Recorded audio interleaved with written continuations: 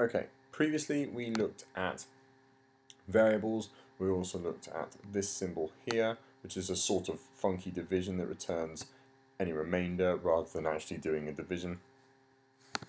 This time around I've written out a short program, and what I'm going to do is two things. First of all, I'm going to talk you through it, but I'm also going to show you how to add comments, and I'll explain why you do it as well. Okay, so at the top we have a variable. I've called it number1, and you'll notice I'm still using camel case, equals 1.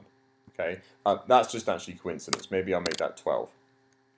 I just wanted a number there.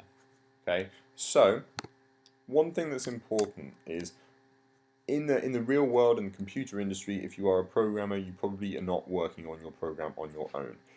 In your bedroom, if you're just a hobbyist and you just like writing programs, or if you're at school and you're studying it, chances are you're going to write a program and you come back to it quite a while later. And then you look at it and you've got no idea what it means. To try and help with that, we add comments. Okay, now comments are lines of text which do not get run when the program is run. It is purely there so that you can better understand what you have done or what somebody else has done.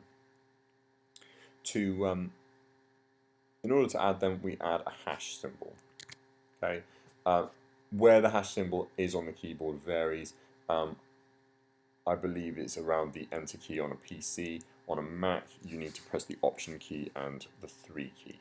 Okay, but you get a hash symbol that looks like this. And I can write anything here, but really what I should write is something that describes the following line. So I might say the following line contains a variable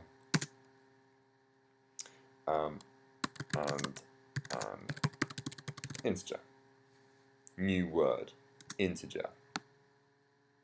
Okay, I might have even spelt it wrong. Integer, integer, irrelevant. In fact, int, because that's what it gets called in Python. Okay, the following line contains a variable and an int. Okay, now here's our variable number1 equals 12. You'll notice no speech marks, no funny color. It's just black text. Black text. If it's a number, Python reads that as a number. Okay. Python's now reading it as a string. Okay, so it doesn't recognize it as a number. Python's now reading it as a number. Okay. So our first line is a variable containing a whole number. Next, put my hashtag in, or my hash symbol in, ready to go.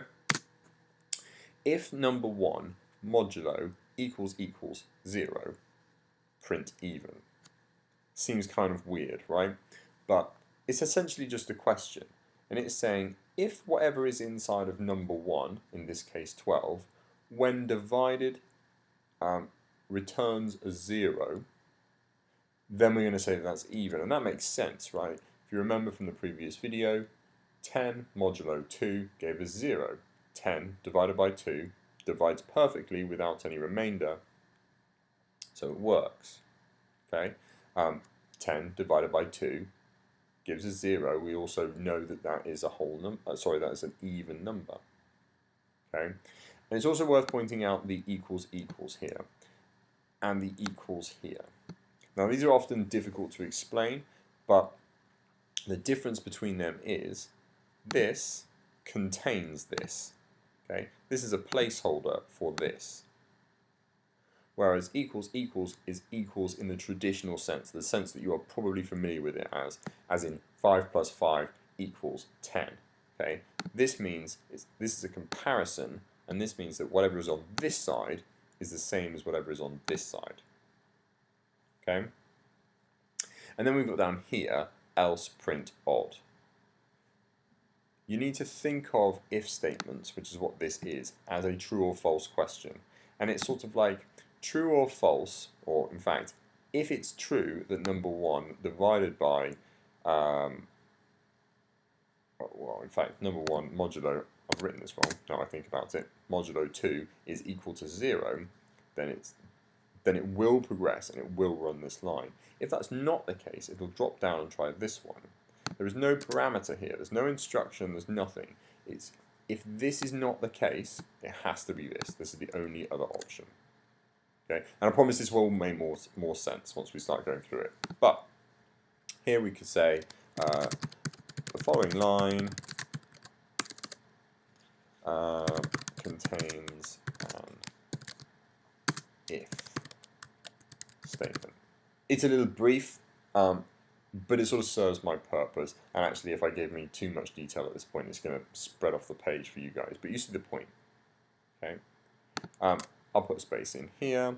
I'll add this hashtag or hash symbol, and I'll say this line will print even if the number is not odd, just to make it clear what I mean. Okay, and I can carry on like this. Oops. The following line will run if the if statement returns false. And finally,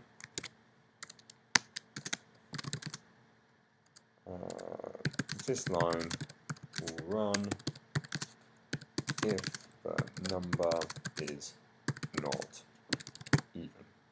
And if I run it, hopefully, so I haven't actually tested this, hopefully it does work.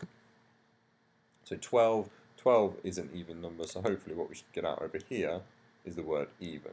And if I come back and change this to 13, what we get over on the left hand side is odd. I highly recommend you try running this program. Maybe fiddle around changing this number or this number. Definitely changing this number. And see what you come up with. See what different outcomes you can get. Maybe change what you're actually outputting. Maybe you can make it more or less descriptive. Or maybe you could test for something else. Maybe you could test to see if it was a multiple of 3, for example. See what you can work out. But that is variables, a little bit about if statements, and integers, and the modulo symbol, all in one video. Thank you very much.